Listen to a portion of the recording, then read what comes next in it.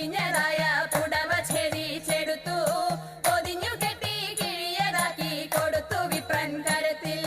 മടിക്കരുതേ എനിക്ക് കാന്ത നടക്കയിനി വേഗാൻ കൊടുക്ക കൊണ്ടേ മുകുന്ദൻ തരും നമുക്കു ഗതിയുടനെ. എങ്കിലുമെൻ പങ്കജാക്ഷി ശങ്കിയാതെ പറഞ്ഞിടാം കെങ്കേ മാമാണോണ സദ്യക്കെന്തല്ലാഘോഷം കഥയില.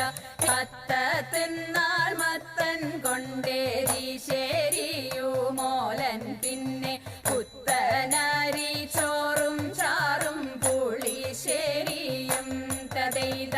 പച്ചപ്പയർ കൊണ്ടു നല്ല മെഴുകു പുരട്ടിയുന്നൽ പച്ചടി